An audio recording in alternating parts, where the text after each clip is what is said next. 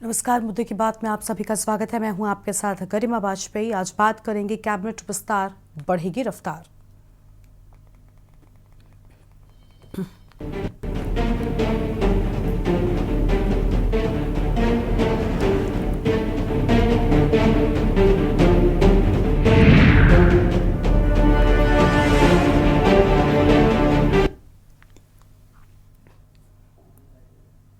UP में अगले 8 से 10 दिनों में मंत्रिमंडल विस्तार हो सकता है। नए मंत्रिमंडल में 3 से 4 नए चेहरों को शामिल किया जा सकता है, तो वहीं खराब प्रदर्शन और भ्रष्टाचार की शिकायतों के आधार पर 2 से 3 मंत्रियों की छुट्टी हो सकती है।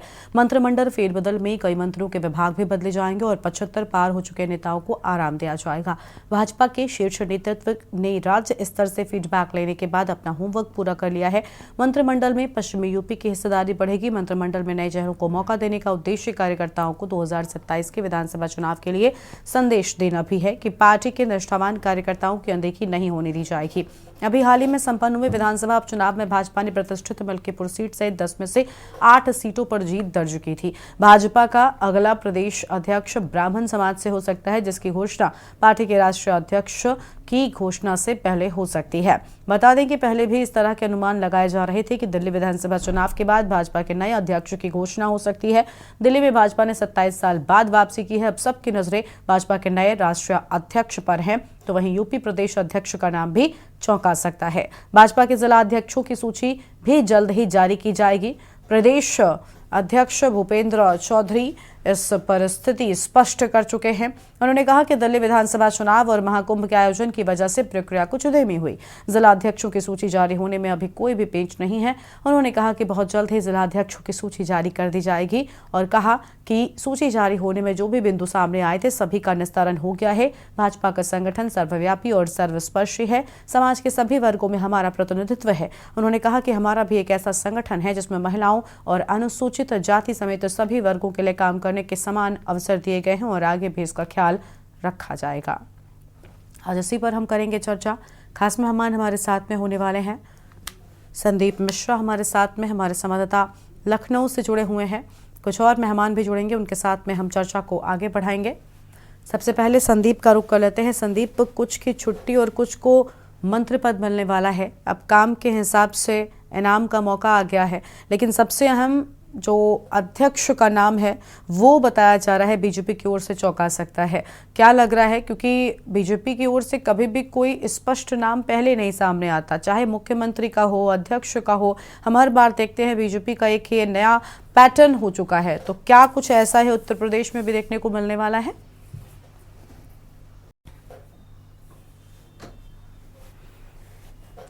अब बिल्कुल गरीब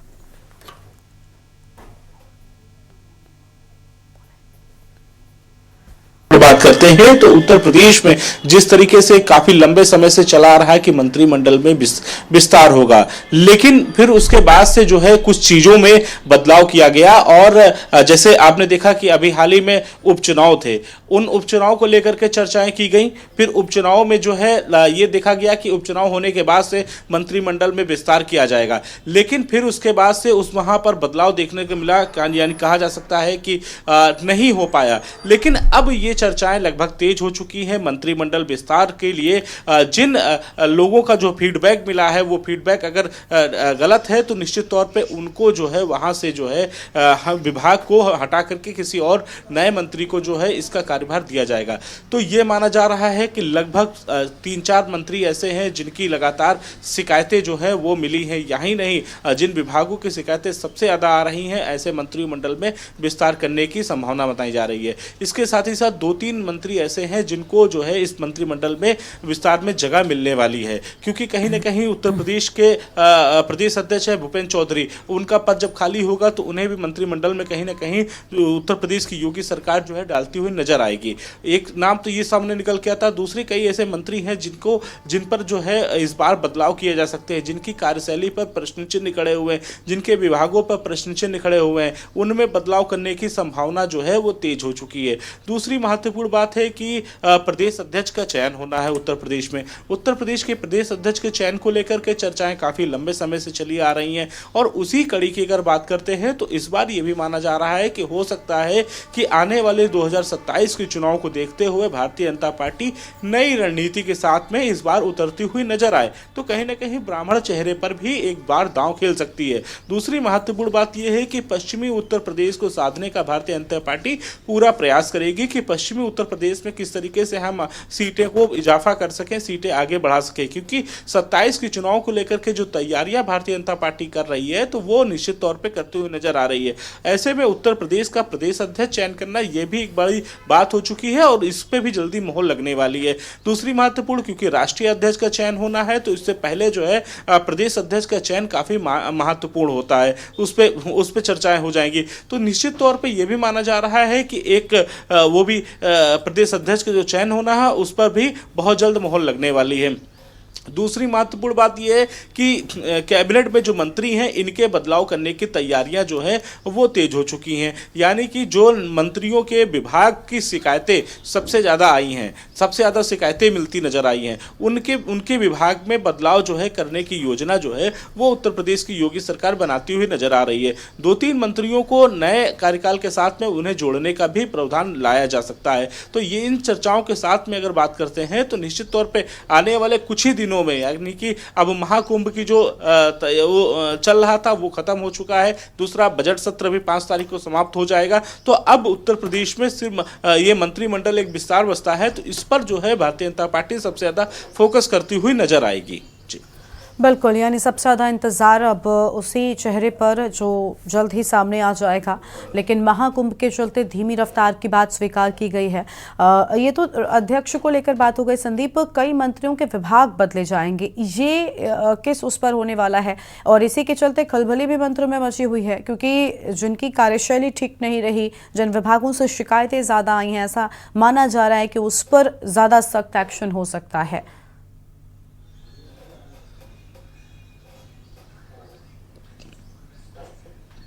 बिल्कुल गरिमा, देखिए इसकी रिपोर्ट जो है वो केंद्र को भेजी जा चुकी है, यानी कि उत्तर प्रदेश का जो फीडबैक जाना था वो वहां पे जा चुका है। अब फीडबैक के आधार पर अगर चर्चा करते हैं तो उत्तर प्रदेश में कई ऐसे मंत्री हैं जिनके फेरबदल किए जा सकते हैं, उनके विभागों में इधर उधर किया जा सकता है।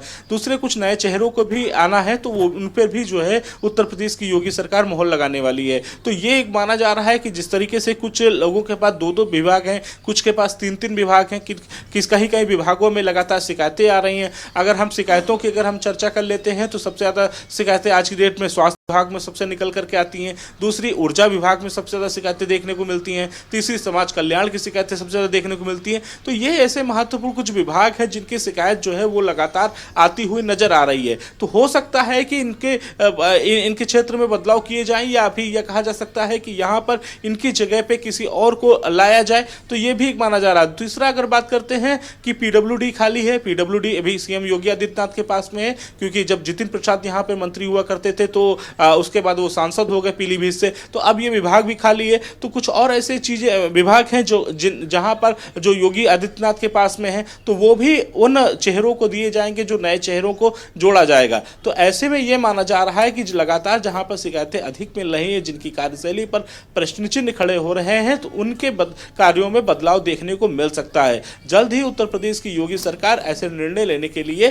तैयार रहेगी, क्योंकि कहीं ना कहीं जो अभी तक जो एक बिजी शेड्यूल था वो लगभग खत्म होता हुआ नजर आया है, क्योंकि कहीं ना कहीं कुंभ जैसे महाकुंभ का आयोजन था और सीएम योगी आदित्यनाथ का लगातार दौरा देखने को मिला है। आज भी अगर बात करते हैं तो आज भी सीएम योगी आदित्यनाथ प्रयागराज में मौजूद हैं, तो लगातार वो दौरे कर रहे हैं, निरीक्षण कर रहे हैं, चीजों को जानने का प्रयास कर रहे हैं, तो समय नहीं निकल पा रहा। दूसरी महत्वपूर्ण बात यह थी कि इधर विधानसभा का सत्र चल रहा है, लेकिन इस सत्र के बाद से निश्चित तौर पर कुछ बदलाव देखने को मिल सकते हैं, खासतौर पर उत्तर प्रदेश में, क्योंकि उत्तर प्रदेश एक बड़ा राज्य है और उस बड़े राज्य की चर्चाएं हर जगह होती हैं। तो ऐसे में मंत्रिमंडल विस्तार बहुत जल्द देखने को मिल सकता है। गरिमा, बिल्कुल, जल्द लौटेंगे आपके पास में संदीप। हमारे साथ में प्रदीप सारंग जी हैं, वरिष्ठ पत्रकार हैं, उनका रुख कर लेते हैं। बहुत स्वागत प्रदीप जी आपका। प्रदीप जी, सभी वर्गों का प्रतिनिधित्व भी होगा, जिलाध्यक्षों की सूची आनी है, मंत्रिमंडल में भी कुछ विस्तार, कुछ बदलाव हो सकता है और राष्ट्रीय अध्यक्ष के साथ ही प्रदेश अध्यक्ष का नया नाम भी सामने आना है।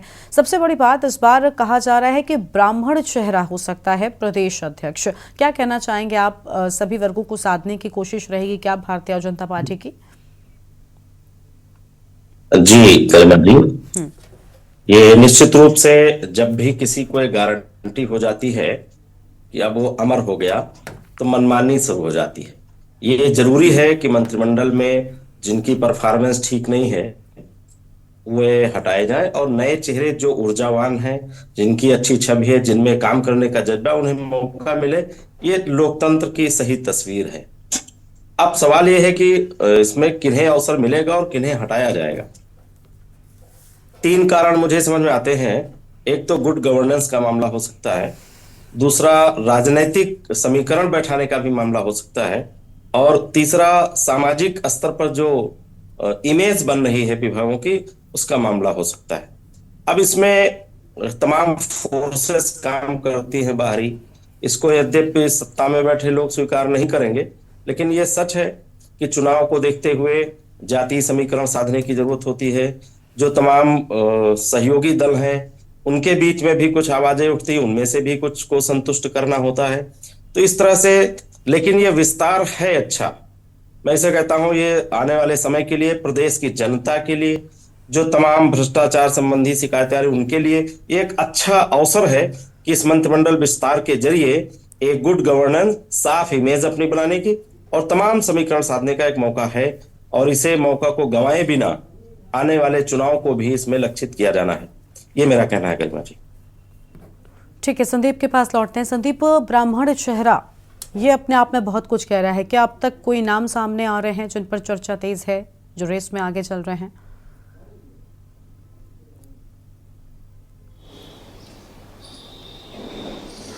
देखिए गरिमा, बहुत से नामों पे चर्चाएं चल रही हैं, लेकिन अभी कहना थोड़ा जल्दबाजी होगी कि किस नाम पे जो है उत्तर प्रदेश के प्रदेश अध्यक्ष पे मोहर लग पाएगी। क्योंकि सब महत्वपूर्ण बात है कि 27 के चुनाव, जो भी प्रदेश अध्यक्ष बनेगा वो 27 का चुनाव जो है वो देखता हुआ नजर आएगा। तो यानी कि कहीं ना कहीं ये भी माना जाएगा कि अगर ब्राह्मण चेहरे पे दांव खेलते हैं तो कहाँ से उठाते हैं, या पश्चिमी उत्तर प्रदेश से उठाएंगे, या पूर्वांचल से उठाएंगे, या कहाँ से उठाते हैं। खासतौर पर भारतीय जनता पार्टी का जो मकसद है वो पश्चिमी उत्तर प्रदेश को सबसे ज्यादा मजबूत करने का है। तो हो सकता है कि पश्चिमी उत्तर प्रदेश से इस चेहरे पर मोहर लगे। और यह भी माना जा रहा है कि जिस तरीके से 27 के चुनाव को लेकर के भारतीय जनता पार्टी तैयारी कर रही है, सबसे पहले तैयारी तो आप समझिए कि जिला अध्यक्षों की होती है। जिला अध्यक्षों का चयन एक महत्वपूर्ण होता है। अभी तक जिला अध्यक्षों के चयन में कई पेच फंसे हुए थे, लेकिन अभी पिछले दिनों में ही भूपेंद्र चौधरी, जो कि प्रदेश अध्यक्ष है मौजूदा स्थिति में, उन्होंने एक बात कही थी कि जिस तरीके से आने वाले समय में बहुत जल्द जो है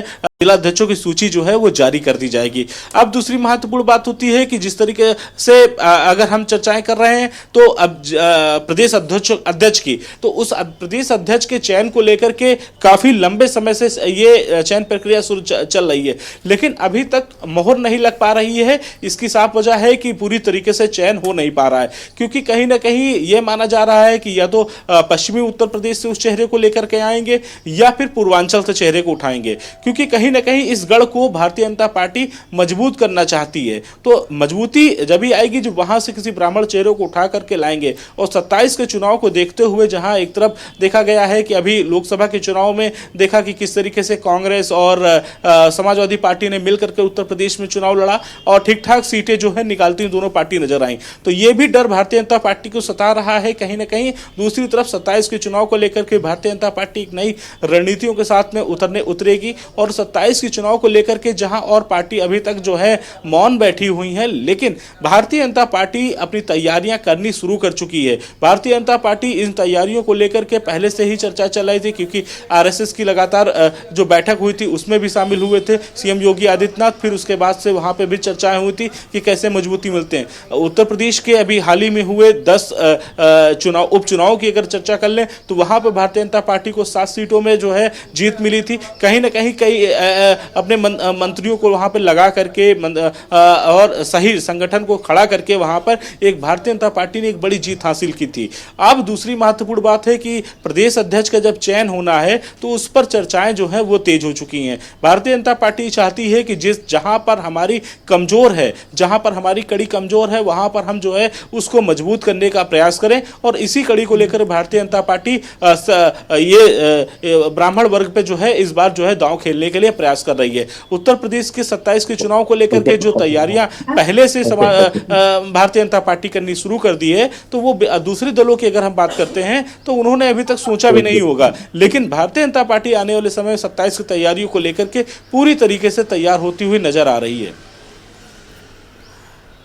ठीक है, लौटेंगे आपके पास में प्रदीप सारंग जी को लेते हैं। प्रदीप जी, फिलहाल भारतीय जनता पार्टी की बात करें तो जीरो टॉलरेंस की बात वो लगातार करती है। अपने मंत्रिमंडल में भी जब मंत्री पद सौंपा गया उस दौरान भी सभी चीज़ों को साधने की कोशिश की थी। लेकिन क्या लग रहा है कि क्या आम जनता उन चीज़ों से संतुष्ट है, या अब आम जनता की ओर से जिन विभागों को लेकर शिकायतें सामने आई थी, जिन चीज़ों को लेकर आपत्ति दर्ज कराई थी, या कुछ मंत्रियों के बिगड़े बोल भी हम कह रहे हैं कि कई बार सामने आते हैं, क्या इन सारी चीज़ों को ध्यान में रखते हुए ही एक्शन लिया जाएगा? जी बिल्कुल सही है। जिन विभागों की ज्यादा शिकायतें हैं, जिन्होंने सरकार की छवि को गड़बड़ करने में कोई कसर नहीं छोड़ी है, और निश्चित रूप से उन्हें हटाया जाना है। एक और बात अभी मैं सुन रहा था, मेरे दिमाग में आ रही कि 2027 का जो चुनाव है उत्तर प्रदेश उसमें अहम भूमिका रखेगा। और उत्तर प्रदेश में भारतीय जनता पार्टी की जो मुख्य विरोधी पार्टी है, सशक्त पार्टी है, वो है Samajwadi party. Samajwadi party backwards और ओबीसी के वोट बैंक के रूप में उसे जाना जाता है। और अब दो चीजें हैं, एक तो जो बीएसपी का जो कमजोर पड़ा है मामला, वो वोटर को आकर्षित करने का मामला भी हो सकता है, और ओबीसी को भी आकर्षित करने का। चूंकि अखिलेश यादव जी जो पूर्व सीएम है, उनको अगर भाजपा कमजोर करना चाहेगी तो निश्चित रूप से उनके वर्ग को विशेष में तरजीह देने की संभावना लग रही है, ऐसा मेरा अनुमान है। और यही सही होगा कि हर कुछ जो है वोट की राजनीति पे डिपेंड होता है।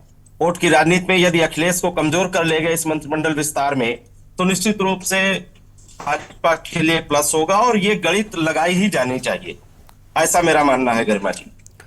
बिल्कुल, यानी सभी चीज़ों को ध्यान में रखते हुए ही भारतीय जनता पार्टी कोई भी कदम बढ़ाती है, और वो साफ तौर पर देखने को मिल रहा है। संदीप का एक बार फिर से रुक कर लेते हैं। संदीप, एक तरफ ब्राह्मण वर्ग को साधने के लिए आपने कहा कि बड़ी जिम्मेदारी ब्राह्मण वर्ग से ब्राह्मणचार्य को दी जा सकती है, लेकिन अगर हम बात करें तो कहीं ना कहीं पीडीए वाला फॉर्मूला समाजवादी पार्टी ने इसके पहले के चुनावों में अपनाया था, जो उसके लिए फायदेमंद भी रहा था। तो क्या उस वर्ग को साधने के लिए भी इस बार कैबिनेट विस्तार में उसको ध्यान दिया जा सकता है? उसके लिए क्या कुछ कर सकते हैं, क्योंकि अब 27 का चुनाव बहुत नजदीक है संदीप, तो हर एक चीज को ध्यान में रखते हुए ही भारतीय जनता पार्टी कोई भी बड़ा कदम उठाएगी।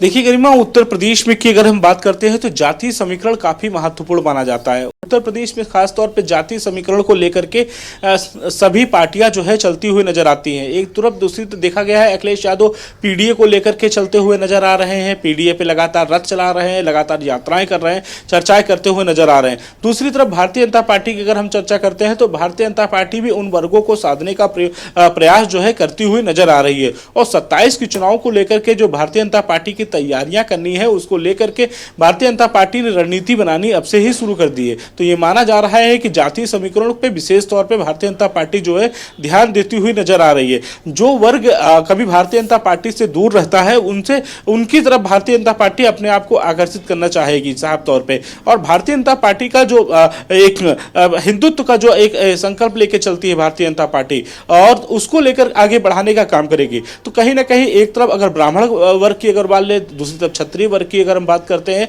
तो इनको लेकर चलने का काम जो है वो भारतीय जनता पार्टी करती हुई नजर आ रही है। ऐसे में और जो जातियां बसती हैं उनके लेकर के मंत्रिमंडल विस्तार में उनके सहयोगियों को जगह देती हुई भारतीय जनता पार्टी नजर आ सकती है, क्योंकि इस बार की जिस तरीके से कैबिनेट विस्तार देखने को मिल सकता है, तो यह भी माना जा रहा है कि भारतीय जनता पार्टी रणनीति पूरी साफ है कि कैसे उत्तर प्रदेश में 27 के चुनाव पर विजय रथ पर हम बैठ सके, उस रणनीतियों के साथ में उतरती हुई नजर आएगी।